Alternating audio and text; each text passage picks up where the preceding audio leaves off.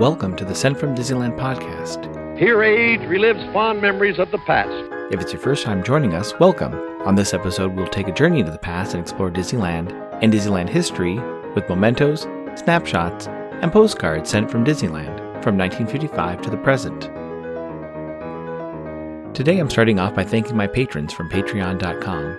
You can join and receive mail from my desk or from my Disneyland trips. Special thanks to Random Olive, the first patron to this podcast, and to the e-ticket patrons Tania, Eric Daniels, Joe Gamble, Scott Booker, Monica Seitz Vega, Russ Romano, Michael and Christina Cross, Scott Cagle, and Sheila Harry. C-ticket patrons Serious Inquiries Only, Debbie Weinstein, Jennifer Schneep, Grace Coate, Brian Crawford, Ben and Noel Bruning, Patty Wolin, Angela Reynolds, Greg Gorley, and Aaron Moran. B-ticket patrons Jeff and Paige Orton, and Joshua, and Exorable Tosh Bell. And the A-ticket patrons Elise Sharp, Zealot Infinity, Alexis Robles, Maggie and Henry Byers, Angel DeBlois, and the All Aboard podcast. You can also sign up for my new newsletter for a chance to get some postcards delivered by the USPS to your mailbox. I am your host, your post-host Clocky, and today we have 2 postcards sent from Disneyland.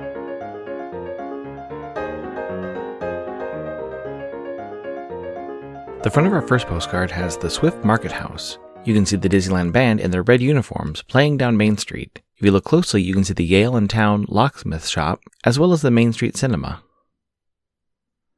On the back it reads, Disneyland band plays in gay, colorful uniforms and strikes up a tune in front of Swift's Market House, Main Street, Disneyland.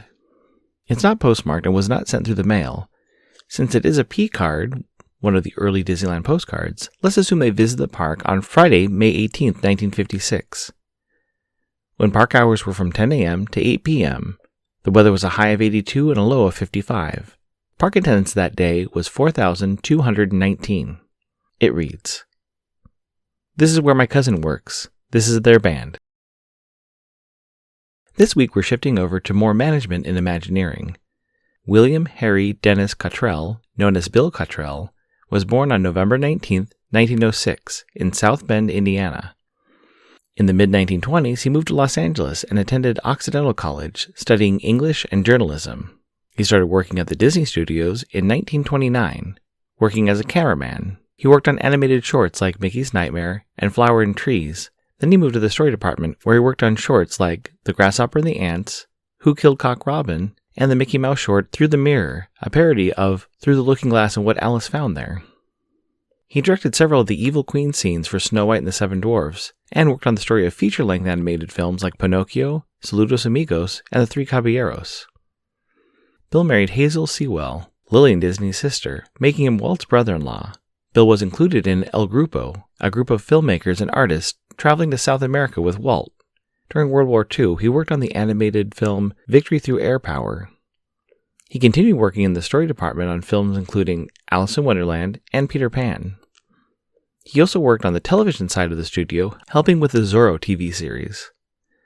One of his last contributions to Disney animation came from his love of Sherlock Holmes. He had a concept of an animal version of the detective, which eventually became the Great Mouse Detective. Great news, Enfield Post is back up on Etsy. Grabbing some vintage stamps is a great way to plus your mail, whether you're trying to match the color of your postcard or envelope, or adding a themed stamp to the back of your mail.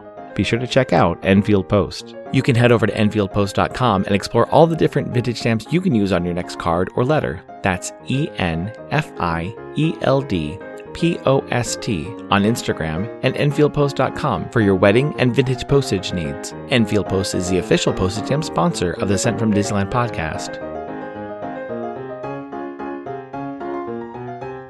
The front of our next postcard has Mickey Mouse and Minnie Mouse standing on Center Street next to the Market House.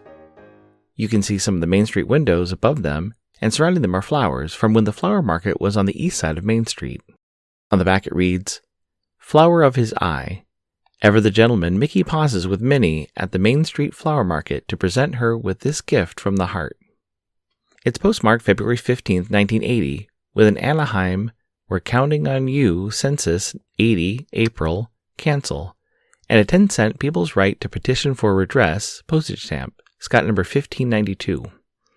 I assume they visit the park on Tuesday, February 12, 1980, and Wednesday, February 13, 1980, when park hours were from 10 a.m. to 6 p.m. both days. The weather was a high of 72 and a low of 49 on Tuesday, and a high of 67 and a low of 54, with just under an inch of precipitation on Wednesday. It's addressed to Margaret Reeks of Menlo Park, California. It reads, 2/13/80. Hi, Grandma. We are here and having a great time. It was nice Tuesday, but poured hard today. We still had fun. I'm hoping it will clean up for tomorrow. The flight here was really neat. I hope it stops raining before we fly home. Karen says hi. So do Kathy and Brenda. Love, Diane. But what did Bill do for the parks? Bill was chosen by Walt to be vice president of WED Enterprises, the precursor to Imagineering. One of his main contributions to an attraction was working on Snow White's Scary Adventures. Since he worked on the original film, mostly directing the Evil Queen scenes, that might have been a reason why the original attraction was so dark and included so much of the Queen throughout the attraction's story. Bill was also insistent on calling the rides attractions at the park. Imagineer John Hench was quoted saying, "He was a talented writer and helped shape how we referred to events and attractions at Disneyland. For instance, he encouraged us to quit using the term ride and refer to attractions as an experience, which is exactly what they are, an experience." During the early years of Disneyland, Bill was tasked with revising and renegotiating the vendor contracts around the park. In 1964, Bill was made president of Retlaw Enterprises, which was the Walt Disney Family Corporation.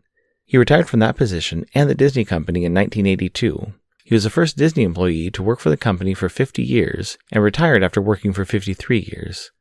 Bill has a window on Main Street down Center Street and above the Market House, which reads, Detective Agency. We Never Sleep. W. Dennis Cottrell, Private Investigator. He was named a Disney legend in 1994 and passed away in December of 1995.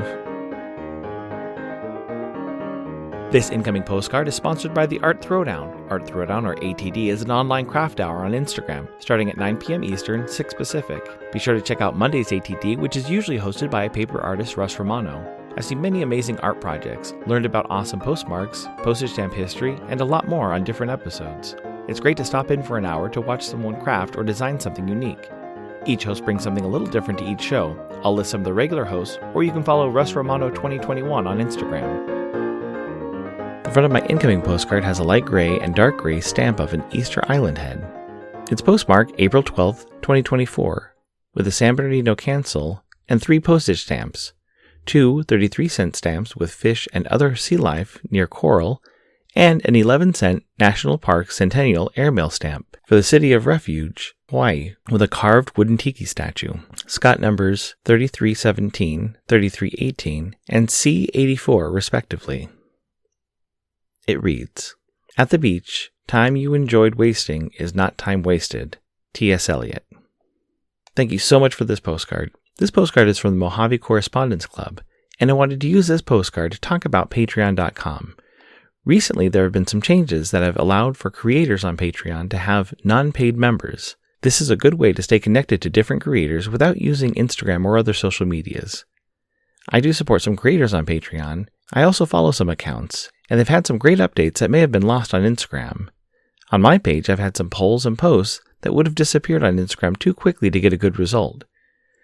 Some accounts even give early access to their paid patrons, and then general access to their supportive unpaid members. In any case, check out Patreon.com and sign up as a free member to some creators. I'm always impressed how the website and the app are growing and connecting fans with creators. Thanks for listening to Sent from Disneyland. If you enjoyed this podcast, please subscribe and tell your friends. It would be helpful to share your favorite episode to a friend or on social media. There are over 200 to choose from. It would also help to leave a 5-star rating and comment at whatever podcast platform you use. If you'd like to support the show financially, please check out our Patreon page at patreon.com/sentfromdisneyland. You can find me on Instagram and Facebook at Sent From Disneyland, or on Twitter at Sent From Disney. For questions and comments, send me a postcard addressed to Sent From Disneyland, P.O. Box 44, Hood, California, 95639.